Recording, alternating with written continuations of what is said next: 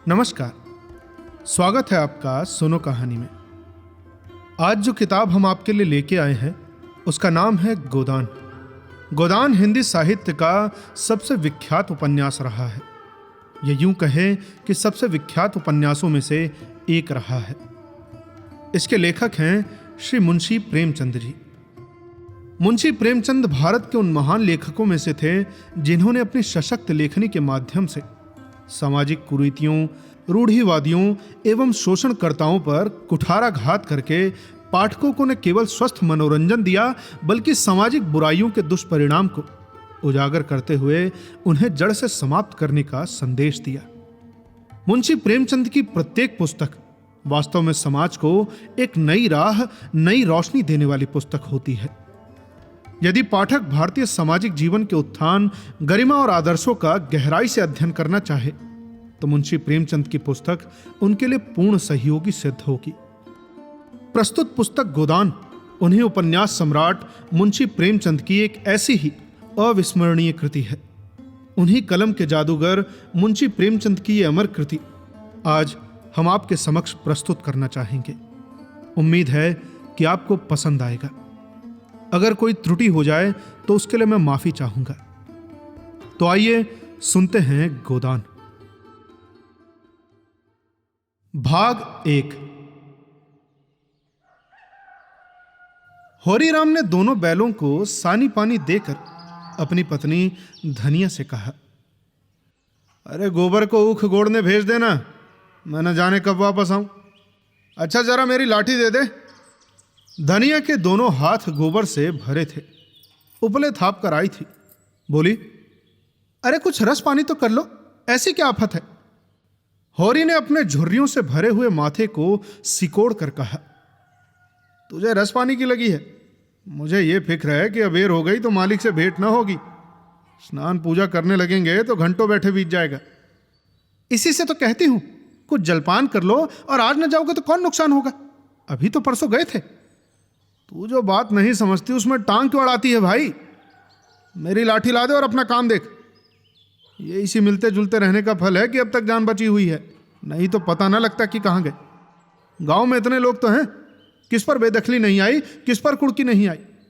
जब दूसरे के पांव के नीचे अपनी गर्दन दबी हुई हो तो उन पांव को सहलाने में ही भला है। धनिया इतनी व्यवहार कुशल न थी। उसका सोचना था कि हमने जमींदार के खेत जोते हैं तो अपना लगान ही तो लेगा, उसकी खुशामद क्यों करे, उसके तलवे क्यों सहलाए। जबकि अपने विवाहित जीवन के इन 20 सालों में उसे अच्छी तरह अनुभव हो गया था कि कितना ही पेट तन काटो, भले ही एक एक कौड़ी को दांत से पकड़ो, मगर लगान बेबाक होना कठिन है। फिर भी वो हार न मानती थी और इस विषय पर स्त्री पुरुष में आए दिन संग्राम छिड़ा रहता था। उसके 6 संतानों में अब मात्र 3 जिंदा है। एक लड़का गोबर कोई 16 वर्ष का और 2 लड़कियां सोना और रूपा 12 और 8 साल की। 3 लड़के बचपन ही में मर गए। उसका मन आज भी कहता था कि यदि उनकी दवा दारू होती तो वो बच जाते। उसकी उम्र ही अभी क्या थी, 36वां ही साल तो लगा था, पर सारे बाल सफेद हो गए थे, चेहरे पर झुर्रियां पड़ गई थी। वो सुंदर गेहुआ रंग संवला गया था और आंखों से भी कम दिखने लगा था। पेट की चिंता ही के कारण तो इस जीर्ण स्थायी जीर्णावस्था ने उसके आत्मसम्मान को उदासीनता का रूप दे दिया था। जिस गृहस्थी में पेट भर रोटियां भी न मिले उसके लिए इतनी खुशामद क्यों। इस परिस्थिति से उसका मन हमेशा विद्रोह किया करता था और 2-4 घुड़कियां खा लेने पर ही उसे सत्यता का ज्ञान होता था। उसने परास्त होकर होरी की लाठी, मिर्जई, जूते, पगड़ी और तमाकू का बटुआ लाकर सामने पटक दिए। होरी ने उसकी तरफ आंखें तरेर कर कहा, अरे क्या ससुराल जाना है जो 5 पोशाक लाई है? और ससुराल में भी तो कोई जवान साली सहज नहीं बैठी है अब जिसे पहन कर दिखाऊं। होरी के गहरे सांवले पिचके हुए मुख पर मुस्कुराहट की मृदुता झलक पड़ी। धनिया ने शर्माते हुए कहा, हाँ, ऐसे ही तो बड़े सजीले जवान हो कि साली सलहजे तुम्हें देखकर रीझ जाएंगी। तो क्या तू समझती है मैं वृद्ध हो गया? अरे अभी तो 40 भी नहीं हुए, मर्द 60 पर पाठे होते हैं। हाँ, जाकर आईने में मुंह देखो, तुम जैसे मर्द 60 पर पाठे नहीं होते। दूध घी अंजन लगाने को तो मिलता नहीं, पाठे होंगे। अरे तुम्हारी हालत देख देख कर तो मैं और भी सूखी जाती हूं कि भगवान जाने ये बुढ़ापा कैसे कटेगा, किसके दरवाजे पर भीख मांगेंगे। होरी की यह क्षणिक मृदुता यथार्थ की इस आंच में मानो झुलस गई। लकड़ी संभालता हुआ बोला, 60 तक पहुंचने से पहले ही चल देंगे। धनिया ने तिरस्कार किया, अच्छा रहने दो, जब भी निकालोगे मुंह से अशुभ निकालोगे। तुमसे तो कोई अच्छी बात भी कहो तो लगते हो कोसने। होरी कंधे पर लाठी रखकर घर से निकला तो धनिया दरवाजे पर खड़ी उसे देर तक देखती रही।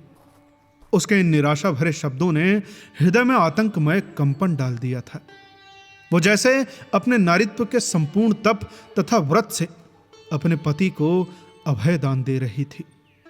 उसके अंतःकरण से जैसे आशीर्वादों का व्यूह सा निकलकर होरी को अपने भीतर छिपाए लेता था। इन असंगत शब्दों ने यथार्थ के निकट होने पर भी जैसे झटका देकर उसके हाथ से वो तिनके का सहारा छीन लेना चाहा, बल्कि वास्तविकता के निकट होने के कारण ही उसमें इतनी वेदना शक्ति आ गई थी। काना कहने से काने को जो कष्ट होता है वो क्या 2 आंखों वाले आदमी को हो सकता है? होरी कदम बढ़ाए चला जाता था। पगडंडी के दोनों तरफ ऊख के पौधों की लहलहाती हुई हरियाली देखकर उसके मन ने कहा, भगवान कहीं गौ से वर्षा कर दे और डांडी भी सुभीते से रहे तो एक गाय अवश्य लेगा। देसी गाय तो न दूध थे न उनके बछड़े ही किसी काम के हों। बहुत हुआ तो तेली के कोल्हू में चले, नहीं वो पछाई गाय लेगा, उसकी बहुत सेवा करेगा। कुछ नहीं तो 4-5 सेर दूध होगा। गोबर दूध के लिए तरस तरस कर रह जाता है। इस आयु में न खाया पिया तो फिर कब खाएंगे? वर्ष भर भी दूध पी ले तो देखने लायक हो जाए। बछुए भी अच्छे बैल निकलेंगे, 200 से कम की गोई न होगी। और फिर गौ से ही दरवाजे की शोभा है। सवेरे सवेरे गौ के दर्शन हो जाएं तो क्या कहना। न जाने कब ये इच्छा पूरी होगी, जाने कब वो शुभ दिन आएगा। हर एक गृहस्थ की तरह होरी के मन में भी गौ की लालसा चीरकाल से संचित चली आती थी। यही उसके जीवन का सबसे बड़ा जवाब, सबसे बड़ी साध थी। बैंक सूद से चैन करने या जमीन खरीदने या महल बनवाने की विशाल आकांक्षाएं उसके नन्हे से दिल में कैसे समाती। जेठ का सूर्य आमों के झुरमुट से निकलकर आसमान पर छाई लालिमा को अपने रजत प्रताप से तेज करता हुआ ऊपर चढ़ रहा था और हवा में गर्मी आने लगी थी। दोनों तरफ खेतों में काम करने वाले किसान उसे देखकर प्रणाम करते और सम्मान भाव से चीलम पीने का निमंत्रण देते थे। पर होरी को इतना अवकाश कहां था। उसके भीतर बैठी हुई सम्मान लालसा ऐसा आदर पाकर उसके सूखे मुख पर गर्व की झलक उत्पन्न कर रही थी। मालिकों से मिलते जुलते रहने का ही तो प्रसाद है कि सब उसका आदर करते हैं, वरना उसे कौन पूछता। अब 5 बीघे के किसान की बिसात ही क्या।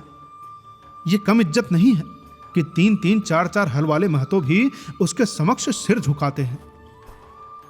अब वो खेतों के बीच पगडंडी छोड़कर एक खलेटी में आ गया था, जहां वर्षा का पानी भर जाने के कारण तरी रहती थी और जेठ में कुछ हरियाली दिखाई देती थी। आसपास के गांवों की गायें यहां चरने आया करती थीं। उस वक्त भी यहां की हवा में कुछ ताजगी और ठंडक थी।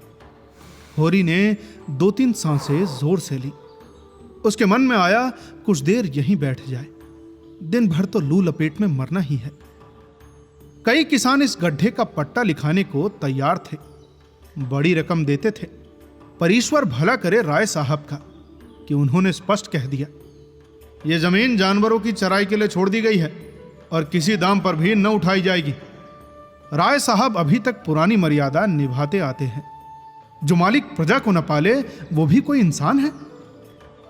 सहसा उसने देखा भोला अपनी गाय लिए इसी ओर चला आ रहा है। भोला इसी गांव से मिले हुए पूर्वे का ग्वाला था और दूध मक्खन का काम करता था। अच्छा दाम मिल जाने पर कभी कभी किसानों को गाय भी बेच देता था। होरी का मन उन गायों को देखकर ललचा गया। यदि भोला वो आगे वाली गाय उसे दे दे तो क्या कहना, रुपए आगे पीछे देता रहेगा। वो जानता था घर में रुपए नहीं है, अभी तक लगान नहीं दिया जा सका। विशेषर साह का देन भी शाप है जिस पर आने रुपए का सूत चढ़ रहा है। लेकिन दरिद्रता में जो एक प्रकार की अदूरदर्शिता होती है, वो निर्लज्जता के तकाजे, गाली तथा मार से भी भयभीत नहीं होती।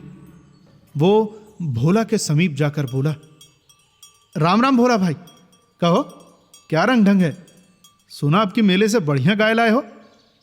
भोला ने रुखाई से उत्तर दिया। होरी के मन की बात उसने ताड़ ली थी। हाँ, 2 बछिए और 2 गाय लाया।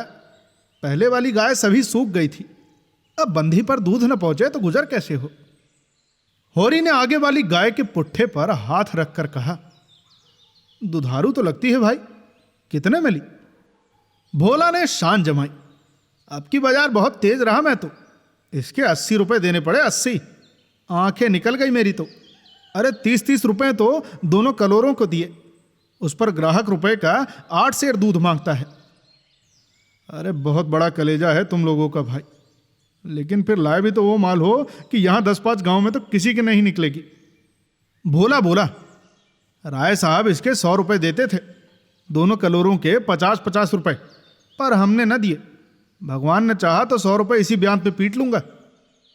इसमें क्या शक है भाई, मालिक खा के लेंगे, नजराने में मिल जाए तो भले ले ले। अब ये तो तुम ही लोगों का गुर्दा है भाई कि अंजुली भर रुपए तकदीर के भरोसे गिन देते हो। और एक मेरा मन है कि चाहता है कि इसके दर्शन करता रहूं। धन्य है तुम्हारा जीवन कि गऊं की इतनी सेवा करने का सौभाग्य मिला। और हमें देखो, हमें तो गाय का गोबर भी मयस्सर नहीं। गृहस्थ के घर में एक गाय भी न हो तो कितनी शर्म की बात है। साल के साल व्यतीत हो जाते हैं, गोरस के दर्शन नहीं होते। घर वाली बार बार कहती है, भोला भैया से क्यों नहीं कहते, और मैं कह देता हूं कभी मिलेंगे तो कहूंगा। कहती है कि ऐसा आदमी ही नहीं देखा कि जब बात करेंगे नीची आंख करके, कभी सिर नहीं उठाते। भोला बोला, अरे आदमी वही है होरी भाई जो औरों की बहू बेटी को अपनी बहू बेटी समझे। जो दुष्ट किसी महरिये की तरफ ताके उसे तो गोली मार देनी चाहिए। ये तो तुमने लाख रुपए की बात कह दी भाई। बस सज्जन वही जो औरों की आबरू को अपनी आबरू समझे। जिस प्रकार मर्द के मर जाने से औरत अनाथ हो जाती है, उसी तरह औरत के मर जाने से आदमी के हाथ पांव टूट जाते हैं। मेरा तो घर ही उजड़ गया, मैं तो कोई एक लोटा पानी देने वाला भी न बचा। पिछले वर्ष भोला की स्त्री लू लग जाने से मर गई थी। यह होरी जानता था, लेकिन 50 बरस का खंखड़ भोला अंदर से इतना स्निग्ध है वो यह नहीं जानता था। स्त्री की लालसा उसकी आंखों से सबल हो गई थी। होरी को आसन मिल गया। उसकी व्यवहारिक कृषक बुद्धि सजग हो उठी। अरे पुरानी मसल असत्य थोड़ी है भाई, बिन घरनी घर भूत का डेरा। कहीं सगाई क्यों नहीं ठीक कर लेते। ताक में तो हूं मैं तो, पर कोई जल्दी फंसता नहीं। अब जैसी भगवान की मर्जी। चलो अब मैं भी फिक्र में रहूंगा, प्रभु चाहेंगे तो जल्दी घर बस जाएगा। अरे बस यही समझ लो कि उबड़ जाऊंगा भैया। घर में खाने को प्रभु का दिया बहुत है। अच्छा मेरी ससुराल में एक महरिया है, 3-4 वर्ष हुए उसका आदमी उसे छोड़कर कलकत्ते चला गया। बेचारी पिसाई करके जीवन बिता रही है। बाल बच्चा भी कोई नहीं, देखने सुनने में अच्छी है। बस तुम ये समझ लो कि लक्ष्मी है बस। भोला का सिकुड़ा हुआ चेहरा चिकना गया। आशा में कितना अमृत है। बोला, अरे अब तो तुम्हारा ही सहारा है मैं तो। छुट्टी हो तो चलो एक दिन देख आए। अरे बहुत उतावली करने से भी काम बिगड़ जाता है। अरे तो जब तुम्हारा मन हो तब चलो, उतावली काहे की। इस कबरी पर मन ललचाए हो तो ले लो। अरे नहीं, ये गाय मेरे मान की नहीं है दादा। मैं तुम्हें नुकसान नहीं पहुंचाना चाहता। जैसे इतने दिन बीते हैं वैसे और भी बीत जाएंगे। अरे तुम तो ऐसे बात करते हो रही जैसे हम तुम अलग हैं। अरे तुम गाय ले जाओ, दाम जो चाहे दे देना। ₹80 ही दे देना, जाओ। पर मेरे पास नगद नहीं है दादा, समझ लो। अरे तो तुमसे नगद रुपया मांगता कौन है भाई? होरी की छाती गज भर की हो गई। ₹80 में गाय महंगी न थी। ऐसी बढ़िया डील डॉल, दोनों समय में 6-7 सेर दूध, सीधी ऐसी कि बच्चा भी दूल्हे। इसका तो एक एक बछड़ा 100-100 का होगा। जब दरवाजे पर बंधेगी तो द्वार की शोभा बढ़ जाएगी। उसे अभी कोई ₹400 देने थे, लेकिन उधार को वो एक प्रकार से मुफ्त समझता था। कहीं भोला की सगाई ठीक हो गई तो साल 2 साल वो बात भी नहीं करेगा, और सगाई ना भी हुई तो होरी का क्या बिगड़ता है? क्या होगा? भोला बार बार तकादा करने आएगा, बिगड़ेगा, गालियां देगा। लेकिन होरी को इसकी ज्यादा चिंता न थी। भोला के साथ वो छल कर रहा था, और यह व्यापार उसकी मर्यादा के अनुकूल था। अब भी लेन देन में उसके लिए लिखा पढ़ी होने तथा न होने में कोई अंतर न था। सूखे बूढ़े की विपदाएं उसके मन को भीरू बनाए रखती थी। ईश्वर का रौद्र रूप हमेशा उसके सामने रहता था, पर यह छल उसकी नीति में न था। यह मात्र स्वार्थ सिद्धि था, और यह कोई बुरी बात न थी। इस प्रकार का छल तो वो दिन रात करता रहता था। घर में 2-4 रुपए पड़े रहने पर भी महाजन के सामने कस्में खा जाता था कि एक पाए भी नहीं है। सन को कुछ गीला कर देना और रुई में कुछ बिनोले भर देना उसकी नीति में जायज था। और यहां तो केवल स्वार्थ न था, थोड़ा सा मनोरंजन भी था। बुढ़ू का बुढ़ भस हास्यास्पद वस्तु है, और ऐसे बुढ़ों से अगर कुछ ऐंठ भी लिया जाए तो कोई दोष पाप नहीं। भोले ने गाय की पगाहिया होरी के हाथ में थमाते हुए कहा, अरे ले जाओ महतो, तुम भी क्या याद करोगे? ब्याते ही 6 सेर दूध ले लेना। चलो मैं तुम्हारे घर तक पहुंचा दूं। शायद तुम्हें अजनबी समझकर रास्ते में कुछ परेशान करे। अब तुमसे सच कहता हूं, मालिक ₹90 देते थे, पर उनके वहां गायों की क्या कदर। मुझसे लेकर किसी हाकिम हुक्काम को दे देते। अब हाकिमों को गौ की सेवा से क्या अर्थ? जब तक दूध देती रखते, फिर किसी के हाथ बेच देते। अब किसके पल्ले पड़ती कौन जाने। रुपया ही सर्वस्व नहीं है भैया, कुछ अपना धर्म भी तो है। तुम्हारे घर आराम से रहेगी तो ये ना होगा कि तुम खाकर सो रहो तथा गौ भूखी खड़ी रहे। उसकी सेवा करोगे, चुमकारोगे, गौ हमें आशीर्वाद देगी।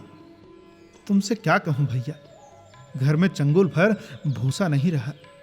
पैसे सब बाजार में निकल गए। सोचा था महाजन से कुछ लाकर भूसा ले लेंगे, पर महाजन का पहला ही न चुका। उसने इनकार कर दिया। इतने जानवरों को क्या खिलाए, यही फिक्र मारे डालती है। चुटकी चुटकी भर भी खिलाऊं तो मन भर नित्य का खर्च है। अब तो भगवान ही पार लगाए तो लगे। होरी ने सहानुभूति के स्वर में कहा, तुमने मुझसे पहले क्यों नहीं कहा? हमने एक गाड़ी भूसा बेच दिया। भोला ने माथा ठोक कर कहा, इसलिए नहीं कहा भैया कि सबसे अपना दुखड़ा क्यों रो। बांटता कोई नहीं, हंसते सब है। जो गाय सूख गई है, पत्ती सत्ती खिलाकर जिला लूंगा, पर अब ये तो रातिब बिना नहीं रह सकती। अगर तुमसे हो सके तो 10-20 रुपए भूसे हेतु दे दो। किसान पक्का स्वार्थी होता है, इसमें शक नहीं। उसकी गांठ से रिश्वत के पैसे बड़ी मुश्किल से निकलते हैं। भाव ताव में भी वो चौकस होता है। ब्याज का एक एक पैसा छुड़ाने के लिए चिरोरी करता है। जब तक पक्का विश्वास न हो जाए वो किसी के फुसलाने में नहीं आता। लेकिन उसका संपूर्ण जीवन प्रकृति से स्थायी सहयोग है। वृक्षों में फल लगते हैं, उन्हें जनता खाती है। खेतों में अनाज होता है, वो संसार के काम आता है। गाय के थन में दूध होता है, वो खुद पीने नहीं जाती, दूसरे ही पीते हैं। मेघों से वर्षा होती है, उससे धरती तृप्त होती है। ऐसी संगति में कुत्सिल स्वार्थ के लिए कहां जगह है। होरी किसान था, और किसी के जलते हुए घर में हाथ सेकना उसने कभी न सीखा था। भोला की संकट कथा सुनते ही उसके मनोभाव बदल गए। पगहिया को भोले के हाथ में लौटाता हुआ बोला, रुपए तो दादा मेरे पास नहीं है। हाँ, थोड़ा सा भूसा जरूर है, वो तुम्हें दूंगा, चलकर उठवा लो। अब भूसे के लिए तुम गाय बेचोगे और मैं लूंगा? मेरे हाथ में कट जाएंगे। भोला ने आर्द्र कंठ से कहा, अरे तुम्हारे बैल भूखों न मरेंगे? तुम्हारे पास भी कौन सा ऐसा बहुत सा रखा है? नहीं दादा, अब की भूसा बढ़िया हो गया था। मैंने तुमसे नाहक ही भूसे की बात की। अरे लो, तुम न कहते और पीछे से मुझे मालूम होता तो मुझे बड़ा दुख होता कि तुमने मुझे इतना गैर समझ लिया। मौका पड़ने पर भाई की मदद भाई भी न करे तो काम कैसे चले? तो फिर ये गाय ले जाओ। अरे अरे अभी नहीं दादा, फिर कभी ले लूंगा। अच्छा, तो भूसे की कीमत दूध में कटवा लेना। होरी ने दुखित स्वर में कहा। दाम कौड़ी की इसमें कौन बात है दादा? मैं एक दो समय तुम्हारे घर खा लूं तो तुम मुझसे कीमत मांगोगे? पर तुम्हारे बैल भूखे मरेंगे कि नहीं? अरे प्रभु, कोई ना कोई राह निकालेंगे ही। आषाढ़ सिर पर है, कड़वी बोलूंगा। मगर ये गाय तुम्हारी हो गई, जिस रोज मन हो आकर ले जाना। अरे किसी भाई का नीलाम पर चढ़ा हुआ बैल लेने में जो पाप है, वो इस वक्त तुम्हारी गाय लेने में है। होरी में बाल की खाल निकालने की शक्ति होती तो वो खुशी से गाय लेकर घर की राह लेता। बोला, जब नकद रुपए नहीं मांगता तो स्पष्ट था कि वो भूसे के लिए गाय नहीं बेच रहा है, बल्कि इसका कुछ और आशय है। जैसे पत्तों के खड़कने पर घोड़ा अकारण ही ठिठक जाता है और मारने पर भी आगे पैर नहीं उठाता, वही दशा होरी की थी। संकट की चीज लेना पाप है, ये बात जन्मों जन्मों से उसकी आत्मा का हिस्सा बन गई थी। भोला ने प्रसन्न कंठ से कहा, तो भूसे के लिए किसी को भेज दूं? होरी ने जवाब दिया, अभी मैं राय साहब की ड्योढ़ी पर जा रहा हूं, वहां से घड़ी भर में लौटूंगा, तभी किसी को भेज देना। भोला की आंखों में आंसू भर आए। बोला, तुमने आज मुझे उबार लिया होरी भाई। मुझे अब मालूम हुआ कि मैं संसार में अकेला नहीं हूं, मेरा भी कोई हेतु है। एक पल के बाद उसने फिर कहा, उस बात को भूल न जाना। होरी आगे बढ़ा तो उसका मन प्रसन्न था। मन में एक विचित्र स्फूर्ति हो रही थी। क्या हुआ, 10-5 मन भूसा चला जाएगा, बेचारे को मुसीबत में पड़कर अपनी गाय तो न बेचनी पड़ेगी। जब मेरे पास चारा हो जाएगा तब गाय खोल लाऊंगा। प्रभु करे मुझे कोई महरिया मिल जाए, फिर तो कोई बात ही नहीं। उसने पीछे मुड़कर देखा। कबीर गाय पूंछ से मक्खियां उड़ाती, सिर हिलाती, मस्तानी मंद गति से झूमती चली जाती थी, जैसे बांदियों के बीच में कोई रानी हो। कितना शुभ होगा वो दिन जब वो कामधेनु उसके दरवाजे पर बंधेगी। अब आगे की कहानी सुनने के लिए बने रहिए सुनो कहानी के साथ। मिलते हैं आपसे अगले भाग में। तब तक के लिए सुनते रहिए सुनो कहानी की अन्य कहानियां, और साथ ही साथ बताएं कि ये कहानी आपको कैसी लग रही है। धन्यवाद।